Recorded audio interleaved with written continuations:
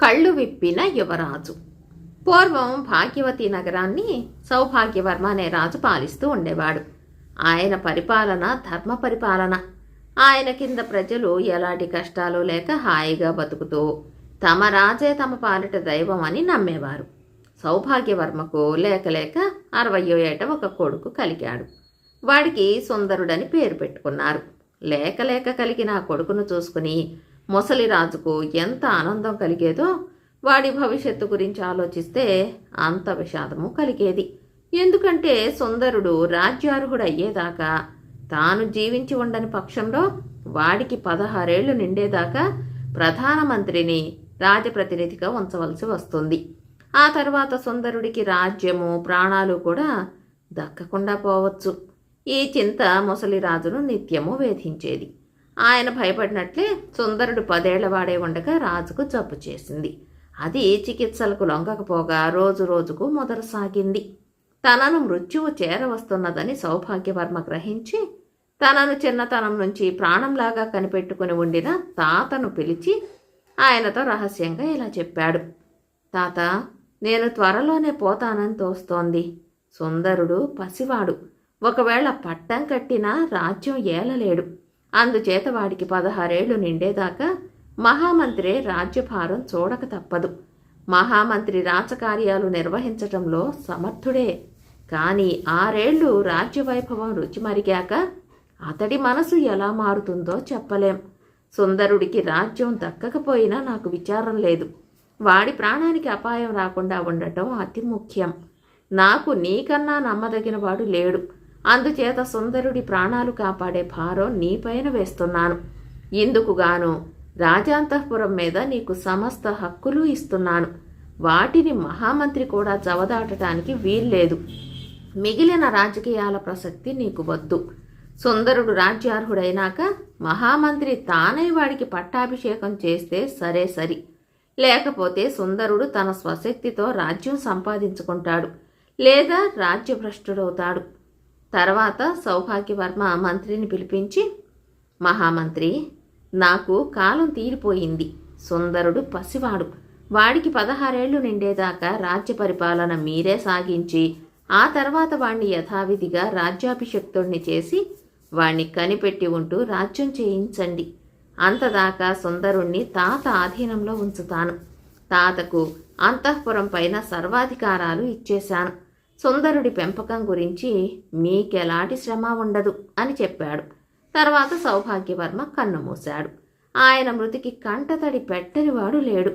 మహామంత్రి మహారాజయ్యాడు. వెంటనే పరిపాలనలో అనేక మార్పులు జరిగాయి.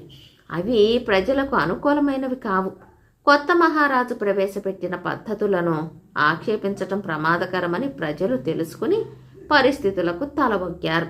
ఇక తాత సుందరుణ్ణి కంటికి రెప్పలాగా కాపాడసాగాడు. ఎటువంటి పరిస్థితుల్లోనూ సుందరుడు అంతఃపురం దాటి వెళ్ళడానికి వీల్లేదు. సుందరుడు తినే ప్రతి వస్తువును తాత స్వయంగా ముందుగా రుచి చూడాలి. తాత సుందరుడికి చదువు చెప్పడానికి సమర్థులైన గురువులను ఏర్పాటు చేశాడు. వాడితో కలిసి చదువుకునేందుకు 20 మంది కుర్రవాళ్లను తానే ఏరాడు. ఆ కుర్రవాళ్లు రోజు అంతఃపురానికి వచ్చి సుందరుడితో పాటు విద్యాభ్యాసం చేసి వెళ్ళిపోతూ ఉండేవారు. 6 ఏళ్లు గడిచాయి. సుందరుడికి 16 ఏళ్లు నిండాయి.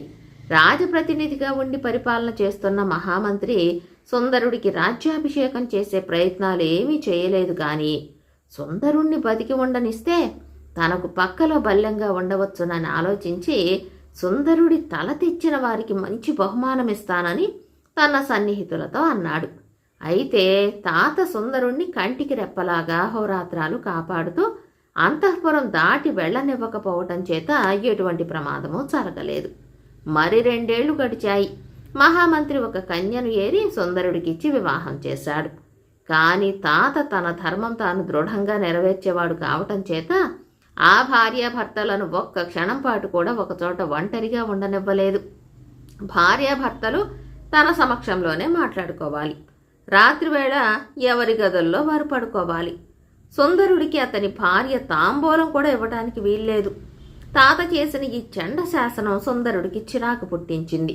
కానీ అతను తాత గీసిన గిరి దాటకుండా మసులుకోవటం పసితనం నుంచి నేర్చుకున్నవాడు కావటం చేత పెళ్ళై కూడా బ్రహ్మచారి జీవితం గడుపుతూ వచ్చాడు. కాలం గడుస్తున్న కొద్దీ సుందరుడికి రాజ్యాభిషేకం జరిగే అవకాశం సన్నగిల్లింది. ఈ విషయమై ప్రజలు అసంతృప్తి చెంది కూడా ఏమి చేయలేక ఊరుకున్నారు. తాత సుందరుడి ప్రాణానికి తన ప్రాణం అడ్డువేయగలవాడే తప్ప అతడికి రాజ్యం ఇప్పించగల సమర్థుడు కాడు. ఇక సుందరుడికి రాజ్యకాంక్ష కూడా లేదు. 8 ఏళ్లుగా అంతఃపురంలో ఖైదీలాగా ఉండిపోవటం చేత అతనికి బయటి ప్రపంచమే తెలియదు. అతనికి ఆనందం ఏదైనా ఉంటే అది అతని సహాధ్యాయులతో కబుర్లు చెప్పుకోవడంలో మాత్రమే ఉండేది. వాళ్ళు అప్పుడప్పుడు అంతఃపురానికి వచ్చి తాత అనుమతితో అక్కడ కొంతసేపు గడిపి మళ్ళీ ఇళ్లకు వెళ్ళిపోతూ ఉండేవారు. ఇలాగే ఒకనాటి సాయంకాలం సుందరుడు తన మిత్రులతో చల్లగాలి సేవించటానికి అంతఃపుర భవనం పైభాగానికి వెళ్ళాడు. దానిపై నుంచి నగరమంతా కనిపిస్తుంది. సూర్యాస్తమయమై సంధ్యాకాంతి ఇంకా మిగిలి ఉంది. ఆ కాంతిలో తూర్పు దిశగా అతనికొక తెల్లని పెద్ద భవనం కనిపించింది. సుందరుడు ఊసుపోకకు తన దగ్గర ఉన్న మిత్రులతో ఆ భవనం ఎవరిదో అన్నాడు. వెంటనే వాళ్ళు, న్యాయంగా అది నీదే, కానీ మహామంత్రి నీకు రాజ్యాభిషేకం చేయక తానే దాన్ని పట్టుకుని వేళ్లాడుతున్నాడు. అది రాజ్యభవనం. అందులోనే ఆయన రోజు కొలువు తీరి సభ చేస్తూ అధికారం వెలగబెడతాడు. 2 ఏళ్ల క్రితమే అక్కడి సింహాసనం మీద నీవు కూర్చోవలసింది. ఇక కూర్చునే ఆశ కూడా లేదు. పైపెచ్చు ఈ మహామంత్రి నుంచి నీకు ప్రాణాపాయం కూడా ఉన్నదనుకోవచ్చు.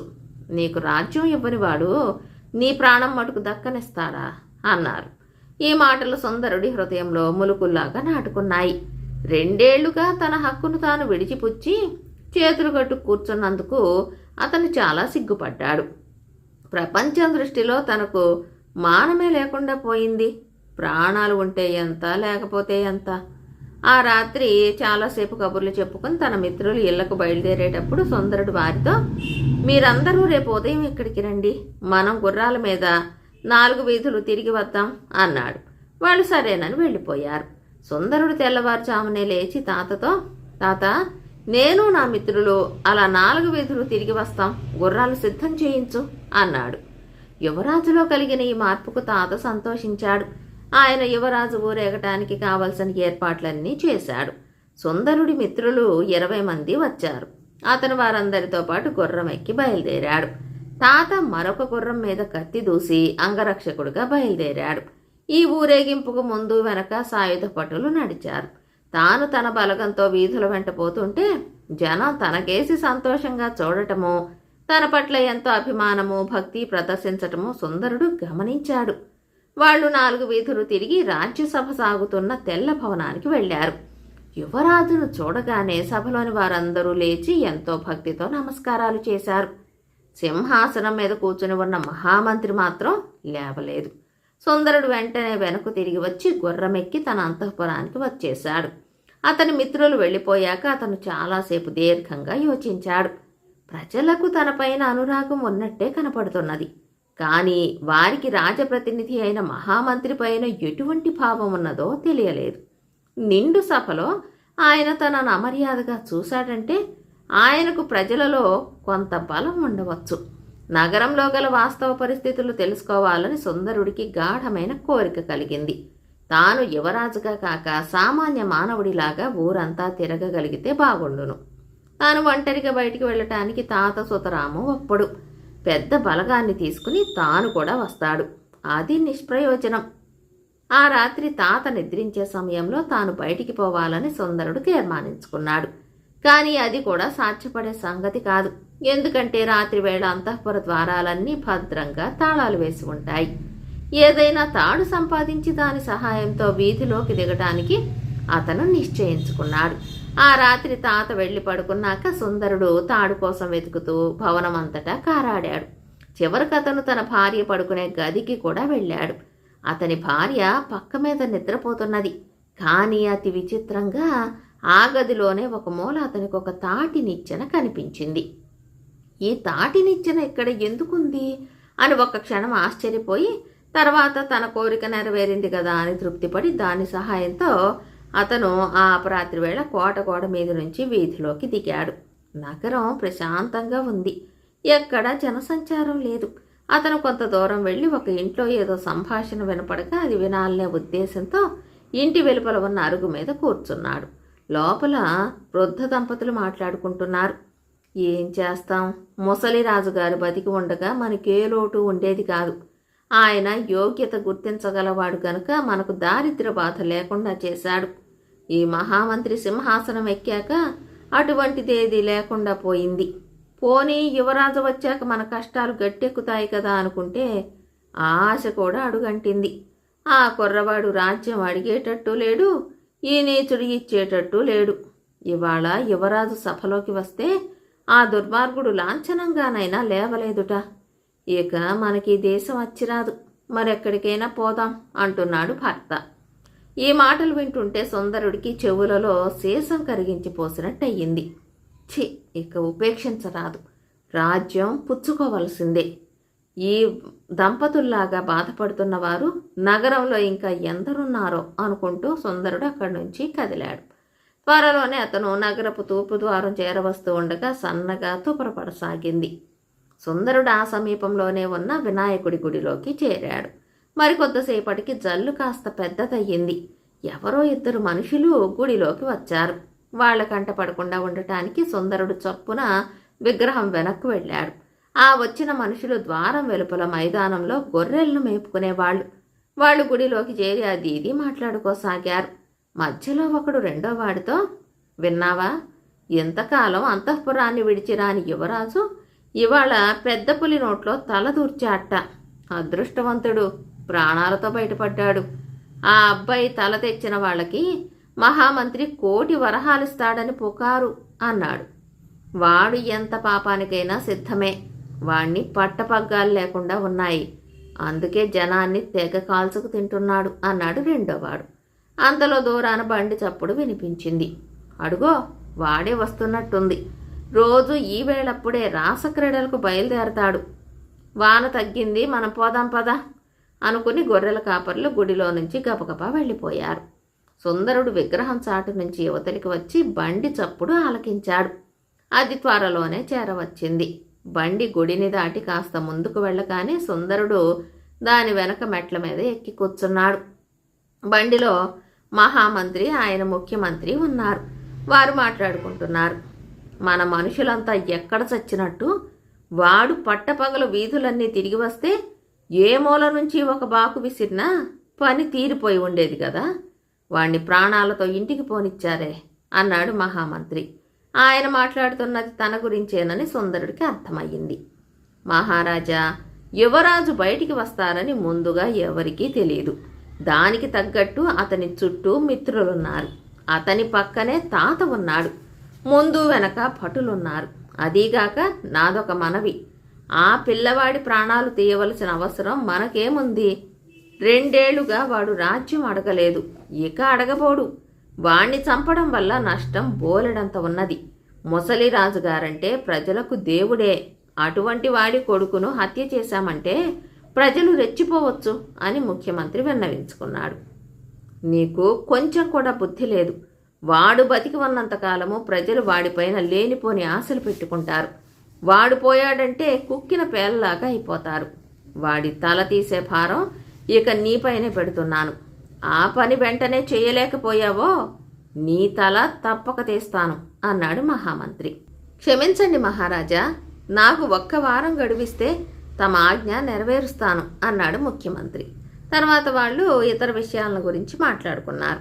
ఈ సంభాషణ విన్న మీదట తాత తన క్షేమం కోసం అలాంటి నియమాలు ఎందుకు చేశాడో సుందరుడికి బాగా అర్థమయ్యింది. మహామంత్రి ప్రజాకంటకుడు, దుర్మార్గుడు. ఆయన నుంచి తాను ఎంత శీఘ్రంగా రాజ్యం పుచ్చుకుంటే అంత మంచిదని కూడా అతను నిర్ధారణ చేసుకున్నాడు. నింపాదిగా మహామంత్రి బండి క్రీడోద్యానం చేరుకుంది. ఈ ఉద్యానం ఊరికి దూరంగా ఒక సరస్సు మధ్య చాలా మనోహరంగా నిర్మించబడి ఉంది. దానిని చేరుకోవడానికి ఒక వంతెన ఉంది. ఉద్యానం మధ్య అతి సుందరమైన క్రీడా భవనం ఉంది. ఆ చీకటి రాత్రి ఆ భవనం రంగురంగుల దీపాలతో మెరిసిపోతున్నది. క్రీడాభవనం చుట్టూ పూపొదలు, పొదరిళ్ళు అందంగా అమర్చబడి ఉండటం చేత ఆ ప్రదేశం స్వర్గాన్ని మరిపించేలా ఉంది. మహామంత్రి బండి వంతెన దాటి క్రీడాభవనాన్ని చేరుకోబోయే సమయంలో సుందరుడు బండి వెనక నుంచి దిగి పొదల చాటును చేరాడు. కొందరు వ్యక్తులు వచ్చి మహామంత్రికి భక్తితో స్వాగతం చెప్పారు. వాళ్ళందరూ యౌవనవతులైన స్త్రీలేనని, ఆ ప్రాంతంలో పురుషులెవరూ లేరని అతను గమనించాడు. చివరకు కత్తులు బట్టి రక్షక భటులుగా పనిచేస్తూ పహారా ఇస్తున్న వారు కూడా స్త్రీలే. మహామంత్రి దిగగానే ముఖ్యమంత్రిని తీసుకుని బండి తిరిగి వెళ్ళిపోయింది. మహామంత్రి భవనంలోకి వెళ్ళి కూర్చుని పరిచారికులు అందించిన పానీయాలు పుచ్చుకుని మహారాణిని తీసుకురండి అని ఆజ్ఞాపించాడు. కొందరు స్త్రీలు ఒక పల్లకీ తీసుకుని బయలుదేరారు. మరికొంతసేపటికి వాళ్ళు ఒక స్త్రీని పల్లకీలో తెచ్చి భవనం వెలుపల దించారు. ఆమెపై వెలుగు పడగానే సుందరుడు ఆమెను పోల్చుకుని దిగ్భ్రమ చెందాడు. ఆమె మరెవరో కాదు, అతని భార్యే. మహామంత్రి పరమానందంతో బయటికి వచ్చి ఆమెను చెయ్యి పట్టుకుని లోపలికి తీసుకుపోయాడు. వాళ్ళు లోపల ఏం మాట్లాడుకుంటారో వినాలని సుందరుడికి ప్రబలమైన కోరిక కలిగింది. సమీపంలో పహారా స్త్రీలెవ్వరూ లేకపోవటం చూసి అతను భవనానికి దగ్గరగా ఉన్న పూ పొదలలో చేరి అక్కడ ఉన్న కిటికీలో నుంచి లోపలికి తొంగి చూశాడు. మహామంత్రి మాయావి అయిన తన భార్య ఒక తల్పం మీద కూర్చుని మాట్లాడుకుంటున్నారు. మీ మనుషులంతా ఏం చేస్తున్నారు? ఇవాళ ఉదయం ఆ సుందరుడు నిర్భయంగా ఊరంతా తిరిగి వస్తే ప్రాణాలతో ఎందుకు పోనిచ్చారు? ఆ తాత పులిలాగా నన్ను కనిపెట్టి ఉండకపోతే అతనికి ఏనాడో విషం పెట్టి ఉండేదాన్ని. ప్రతిరోజు తాటినిచ్చెన దిగి రాలేక నా ప్రాణం పోతున్నది. ఆ తాటినిచ్చెనను నాకన్నా ముందు మరెవరో ఇవాళ ఉపయోగించారు. నాకు ఎగచాట్లు ఇంకెంతకాలం అన్నది సుందరుడి భార్య. ఇంకొక్క వారం ఆగు, మన సమస్యలన్నీ తీరిపోతాయి అంటూ మహామంత్రి లేచాడు. ఆమె కూడా లేచింది. వాళ్ళిద్దరూ లోపలి గదిలోకి వెళ్ళిపోయారు. ఓరి దుర్మార్గుడా, ఇలాంటి భార్యనా నాకు కట్టబెట్టావు? తాత నిజంగా ఎంత దూరాలోచన కలవాడు. నన్ను నా భార్యను వేరు చేసి ఉంచాడని నేను చిరాకు పడటం ఎంత పొరపాటు అనుకుంటూ సుందరుడు పరధ్యానంగా తాను పొంచి ఉన్న చోటనే లేచి నిలబడ్డాడు. లోపలి దీపాల వెలుగు సుందరుడి ముఖాన పడింది. ఎవరు వారు అని కంగున ఒక స్త్రీ కంఠం ప్రశ్నించింది. పట్టుకోండి, చంపండి అని వేరువేరు ప్రాంతాల నుంచి ఆడగొంతులు అరిచాయి. ఈ కేకలతో సుందరుడు తన ఆలోచనలను కట్టిపెట్టి కాలి సత్తువ కొద్దీ వంతెనకేసి పరిగెత్తాడు. కొందరు స్త్రీలు అతన్ని తరుముకొచ్చారు. వారి చేతుల్లో దూసిన కత్తులున్నాయి. అయితే అదృష్టవశాత్తు సుందరుడు వారికి అందకుండా వంతెన దాటగలిగాడు. ఇంకా అతనికి క్రీడోద్యానం వైపు నుంచి కేకలు వినిపిస్తూనే ఉన్నాయి. వాళ్ళు తనని ఇంత సులువుగా చెయ్యి దాటిపోనివ్వరు. అందుచేత సుందరుడు దాక్కునే చోటు కోసం చూస్తూ నగరంలోకి పరిగెత్తాడు. నగర ద్వారానికి కొద్ది దూరంలో ఒక సత్రం ఉంది. ఒకప్పుడు అది అన్న సత్రం. ముసలిరాజుగారి కాలంలో అక్కడ అడిగిన వారికి లేదనకుండా అన్నదానం చేసేవారు. మహామంత్రి పరిపాలనలో ఆ ఏర్పాటు నిలిచిపోయింది. ఇప్పుడు దాన్ని ఇళ్ళు లేని కూలివాళ్లు భేదాబిక్కి రాత్రివేళ నిద్రపోవడానికి ఉపయోగిస్తున్నారు. సత్రం అరుగుల మీద కొందరు పడుకుని నిద్రపోతూ ఉండటం చూసి సుందరుడు తాను కూడా వారి మధ్య కదలకుండా పడుకున్నాడు. ఊరి వెలుపల ఉన్న క్రీడోద్యానం నుంచి ఏ రహస్య మార్గాల వార్త వెళ్ళిందో తెలియదు.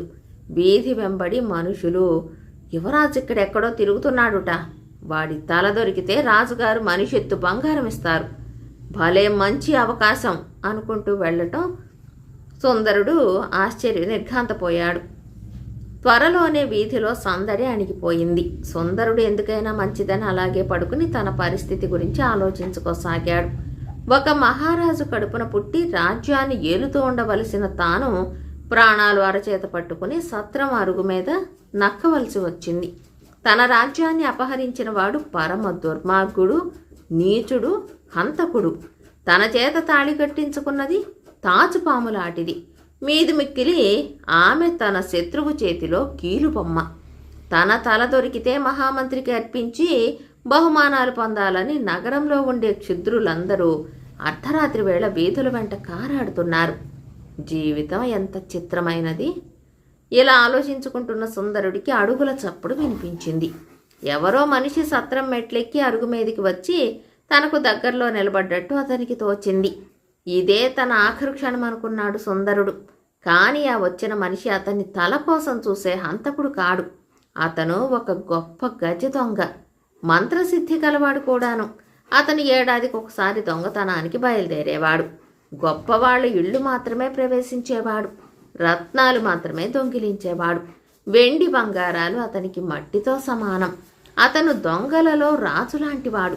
అందుచేత తాను దొంగతనానికి వెళ్ళేటప్పుడు తాను తస్కరించిన సొత్తు మొయ్యటానికి తన వెంట ఒక కూలివాడిని పట్టుకుని మరీ బయలుదేరేవాడు. ఆ దొంగ ఇప్పుడు కూలివాడి కోసమే సత్రంలోకి అడుగుపెట్టాడు. కటిక చీకటిగా ఉన్నప్పటికీ అతను కళ్లకు అంజనం వేసుకుని ఉండటం చేత సత్రం అరుగు మీద పడుకుని ఉన్న వాళ్ళంతా స్పష్టంగా కనిపించారు. ఆ అందరిలోకి సుందరుడే దృఢంగా కనిపించాడు. అందుచేత దొంగ సుందరుణ్ణి తన చేతి కర్రతో తట్టి అతను తల ఎత్తి చూడగానే తన వెంట రమ్మని సైగ చేశాడు. సుందరుడు లేచి వచ్చాడు. ఎవరు నీవు అని దొంగ అడిగాడు. నేనొక బిచ్చగాణ్ణి అని సుందరుడు సమాధానమిచ్చాడు. నా వెంట వచ్చి నేను చెప్పినట్లు చేస్తావా, ధనమిస్తాను అన్నాడు దొంగ. కన్ను పొడుచుకున్నా కనిపించటం లేదు, నేనేం పని చేయగలను అన్నాడు సుందరుడు. దొంగ అతని కళ్ళకు కొంచెం అంజనం తీసి రాచాడు. అతని కళ్ళు ప్రతి వస్తువును చూడగలిగాయి. అతను దొంగ వెంట బయలుదేరాడు. దొంగ సరాసరి సుందరుడి భవనానికే దారి తీశాడు. సుందరుడు ఏం జరుగుతుందోనని ఆత్రంగా చూడసాగాడు. దుర్భేద్యమైన ఆ భవనంలోకి దొంగ అతి సులువుగా ప్రవేశించి కొంతసేపటికి అనేక రత్నాభరణాలతో తిరిగి వచ్చాడు. ఆభరణాలన్నీ ఒక సంచిలో ఉన్నాయి. ఆ సంచిని అతను సుందరుడికిచ్చి తన వెంట రమ్మన్నాడు. ఇద్దరూ చాలాసేపు నడిచి నగరం వెలుపల ఉండే కొండ ప్రాంతాన్ని చేరుకుని అక్కడి గుహ వద్దకు వచ్చారు. దొంగ ఏదో మంత్రం చదివేసరికి గుహకు అడ్డంగా ఉండే రాయి తెరుచుకుంది. ఇద్దరు లోపలికి వెళ్ళినాక అది ఎప్పటిలా మళ్ళీ మూసుకుంది. గుహ లోపల చక్కటి భవనం ఉంది. అందులో దొంగ, అతని భార్య, అతని కుమార్తె నివసిస్తున్నారు. సుందరుణ్ణి బయటి వసారాలో ఉంచి సొమ్ముతో సహా దొంగ లోపలికి వెళ్ళాడు. ఇవాళ నాకు దొరికిన కూలివాడు కుర్రవాడు చాలా అందంగా ఉన్నాడు. వాణ్ణి చూడగానే మన అమ్మాయికి మంచి జోడవుతాడని అనిపించింది అని దొంగ తన భార్యతో అన్నాడు. ఎంత అందంగా ఉంటే మాత్రం కూలివాడికి అమ్మాయిని ఎలా ఇస్తాం? అందరినీ చంపినట్టే వాణ్ణి కూడా చంపేయండి. అమ్మాయికి సంబంధమే దొరక్కపోతుందా ఏమిటి అన్నది భార్య. తన తల్లిదండ్రులు అనుకునే ఈ మాటలు విని దొంగ కూతురు వసారాలోకి చల్లగా వచ్చి సుందరుణ్ణి చూసింది. వెంటనే ఆమెకు అతనిపై ప్రేమ, జాలి పుట్టాయి. ఆమె చప్పున అతని చెయ్యి పట్టుకుని గుహద్వారం వద్దకు లాక్కుపోతూ, వెంటనే వెళ్ళిపో, లేకపోతే నీ ప్రాణాలు దక్కవు అన్నది. ఆమె అతనికి మంత్రం చెప్పింది. ఆ మంత్రం చదవగానే గుహ తెరుచుకుంది. సుందరుడు బయటికి వచ్చి నగరం కేసి పరిగెత్తాడు. తన ప్రాణాలు కాపాడిన దొంగ కుమార్తె చాలా అందగత్తె. ఆమె అందాన్ని, ఆమె తనపై చూపిన అభిమానాన్ని అతను మరవలేకపోయాడు. చాలా దూరం పరిగెత్తి అలసిపోయి ఉండటం వల్ల సుందరుడు ఎక్కడైనా చతికిలపడి కాస్త విశ్రాంతి పుచ్చుకుందామని అనుకున్నాడు. అతను ఒక ఇంటి ముందున్న అరుగు మీద కూర్చున్నాడు. ఆ ఇంటిలో నుంచి అతనికి సందడి వినవచ్చింది. తెల్లవారటానికి ఇంకా కొంత వ్యవధి ఉంది. ఈ వేళప్పుడు ఈ ఇంట్లో ఏం తంతు జరుగుతూ ఉంటుంది అని సుందరుడు ఆశ్చర్యపడ్డాడు. అతను ఇలా ఆలోచిస్తూ ఉండగానే కొందరు బ్రాహ్మణులు సమిధలు, ఒక కుండలో నెయ్యి, ఇతర పరికరాలు పట్టుకుని ఆ ఇంటికి వచ్చారు. సుందరుడు వారిని పలకరించి, అయ్యలారా, ఏమిటి విశేషం అని అడిగాడు. ఈ ఇల్లు సోమయాజి గారిది. మన రాజకుమారుడికి తెల్లవారుజామున సర్పగండం ఉన్నదని సిద్ధాంతులందరూ గుణించి చెప్పారు. సోమయాజి గారు సర్పయాగం చేసి రాజకుమారుడికి ఆపద తప్పిస్తున్నారు. ఆయన వల్ల యజ్ఞం ఏమవుతుంది? అందుకని మేం 10 మంది ఇళ్ళు తిరిగి అవసరమైన వస్తువులన్నీ పట్టుకొస్తున్నాం. రాజకుమారుడి కోసమంటే ఈ నగర ప్రజలు ప్రాణాలు ఇవ్వమన్నా ఇస్తారు. బాబు, వాళ్ళంతా అతగాడిపైనే ఆశలన్నీ పెట్టుకున్నారాయే అని ఆ బ్రాహ్మలు సుందరుడితో అన్నారు. నేను కూడా లోపలికి వచ్చి ఆ సర్పయాగం చూడవచ్చునా అండి అని సుందరుడు కృతజ్ఞతతో అడిగాడు. రానాయనా, తప్పకుండా చూడవచ్చు. మహామంత్రికి ఏమాత్రం తెలిసినా యజ్ఞానికి భంగం కలిగిస్తాడని రహస్యంగా చేస్తున్నాం గాని న్యాయం పడితే నగరం అంతటిని ఆహ్వానించవలసిన విషయం కదా అన్నారు బ్రాహ్మలు. ఒక్కొక్క సంగతి వింటున్న కొద్దీ సుందరుడికి తన బాధ్యత మరింత బాగా తెలిసి వస్తున్నది. క్షణానికి తన భారం పెరుగుతున్నది. తాను ఇంతకాలము ఈ బాధ్యతను ఉపేక్షించినందుకు నొచ్చుకుంటూ అతను బ్రాహ్మల వెంట లోపలికి వెళ్ళి ఒక మూలగా కూర్చున్నాడు. లోపల హోమకుండం తయారు చేశారు. అందులో అగ్ని ఉంచి మంత్రోక్తంగా నెయ్యి పోస్తూ పెద్ద జ్వాల చేశారు. అగ్నికుండం చుట్టూ కూర్చున్న బ్రాహ్మలు గొంతులెత్తి పెద్దగా మంత్రాలు చదువుతున్నారు. అకస్మాత్తుగా ఇంటి కప్పులో నుంచి సుందరుడి నెత్తిన ఏదో పడి మరుక్షణం ఎవరో విసిరినట్టుగా అగ్నిగుండంలో పడింది. అది ఒక పెద్ద తాచుపాము. బ్రాహ్మలు మంత్రాలు చదవటం ఆపి సుందరుడి కేసి ఆశ్చర్యంగా చూశారు. ఒక సిద్ధాంతి బయటికి వెళ్ళి ఆకాశం కేసి చూసి విషఘడియ దాటిపోయింది అని కేక పెట్టాడు. బ్రాహ్మలు సుందరుణ్ణి సమీపించి, నాయనా దాచక చెప్పు, నీవేనా మా యువరాజువు అని అడిగారు.